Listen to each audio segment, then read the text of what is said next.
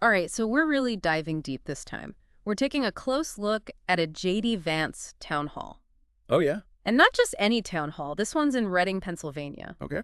And if you follow elections, Pennsylvania, that's a swing state, could go either way. Absolutely. And Reading itself is really interesting. Historically, it's leaned Democrat, but we've been seeing a shift, especially among working-class voters. And that's a demographic Vance really needs to secure. Makes sense. So how does he try to do that? Well, right off the bat, he emphasizes that American dream story. Yeah. Going from poverty to potentially being a heartbeat away from the presidency. Classic campaign tactic. Right. But it's especially potent in a place like Reading, where economic anxieties are a big deal. He's trying to connect with those voters on a personal level, saying, I understand your struggles. And speaking of anxieties, I thought it was interesting that they made a point of saying there were no pre-screened questions at this town hall. Conservative commentator Sage Steele, who was there with Vance, she really emphasized that. I think that's deliberate. It's about portraying Vance as authentic, someone who's not afraid to engage with voters directly. Yeah, playing into that whole outsider image. Exactly. So the first question comes from Michael, a Reading local, and he cuts right to the chase. What about the dream of homeownership? It's getting harder and harder these days. And that's where Vance connects it to illegal immigration, which is a recurring theme throughout this town hall. He doesn't hold back at all, does he? Nope. He claims the current administration's policies have led to an influx of immigrants, driving up demand and causing those insane housing prices. He's making a pretty direct link there. He is, and it's a simplification of a very complex issue, of course. Yeah. Housing costs, they're impacted by a whole bunch of things. The supply chain, zoning regulations, and yes, immigration plays a role. But by focusing solely on immigration. He's tapping into that anxiety, that frustration, especially among people who feel like they're being priced out of their communities. Okay, so next up is Lee, a retired state trooper, and he brings up something a lot of people are worried about these days. Election integrity. Can we trust the 2024 election? This gives Vance a chance to reassure everyone. He talked about how the Republican Party is focused on election lawsuits, challenging voter registrations, having more poll watchers at the polls. And of course, that swamp the vote message we hear so often. Exactly. It's about mobilizing the base, creating a sense of urgency. Though I did find it interesting that Sage Steele then jumps in with her own story about registering to vote in Florida.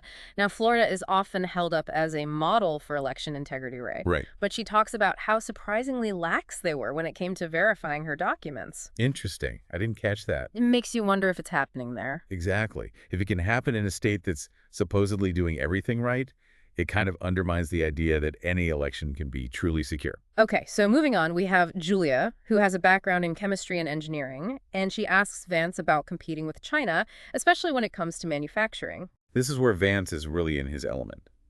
He's talked a lot about his concerns regarding China's economic dominance, how reliant the U.S. has become on them for essential goods.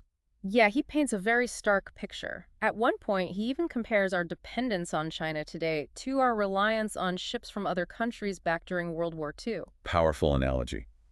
It evokes that sense of vulnerability, the idea that we're putting ourselves at risk. And his solution? What else? Bringing manufacturing back to America. Of course. He talks about achieving energy independence, specifically calling out Pennsylvania's potential there. Right, appealing to local interests. And get this, he also wants to slap tariffs on Chinese goods made with, and I'm quoting him here, slave labor. Yeah, that's a loaded term for sure. It instantly evokes a strong reaction, right? Absolutely. He's bringing in concerns about human rights in China, but also framing American workers as the victims in all of this. It's a powerful way to connect with people's emotions. It is. Now, to get to your point about it going further, this is where it takes an interesting turn. Lucero, a veteran whose parents actually escaped communism, asks Vance about protecting America from its spread. And this leads to a whole other discussion about education. Right, because in Vance's view, the education system is key to combating these ideologies. He doesn't mince words either. He says there's been a decline in standards and points the finger at progressive politics. Which is a common refrain you hear from conservatives, right? They see education reform as essential to preserving traditional American values. He even uses the example of teaching about gender identity as something that distracts from more important subjects. Playing on those anxieties about changing social norms, the idea that these traditional values are under attack. And his solution? School choice, giving parents more control over their kids' education. It all ties back into this idea of parental rights, which has become a really central issue for the Republican Party. What I find fascinating is how he connects all of this to fighting communism. Right. He's saying that what our kids learn in school has direct implications for the future of America, even for its very survival. He's framing it as a much bigger issue, almost an existential threat. Exactly. It raises the stakes considerably. It's interesting how he transitions from there into talking about government overreach. Yeah, it's subtle. But it's definitely there. Like when Gwyneth from the audience brings up concerns about the Department of Justice and the FBI, she's worried they've become too powerful. Right, and that plays right into Vance's wheelhouse, doesn't it? Because this is where he really channels that Trump energy, that distrust of institutions. No, absolutely. He starts talking about the importance of equal justice under law, which sounds pretty reasonable on the surface. Right, who's going to argue with that? Exactly. But then he goes on to claim that the current administration is using these agencies, the DOJ, the FBI, to target their political enemies. Which feeds into a lot of existing anxieties, right? Especially among conservatives who feel like they're being silenced or unfairly targeted. Yeah, and he brings up things like the FBI looking into those parents who were protesting at school board meetings. Yeah, those were big news stories for a while, and they really tapped into that fear that the government is coming after ordinary people. So what's his solution? Well, he says a Trump administration would clean house, fire those responsible for this perceived overreach. And of course, they joke about making it into a TV show with Trump delivering his signature, "You're fired." Which, let's be real, would probably get pretty high ratings. I mean, probably right. Yeah. But jokes aside, it's a very populist message. It's about appealing to that frustration with the system, the idea that things are rigged. And that drastic measures are needed to fix it. Exactly. Now, it's not all doom and gloom at this town hall, though.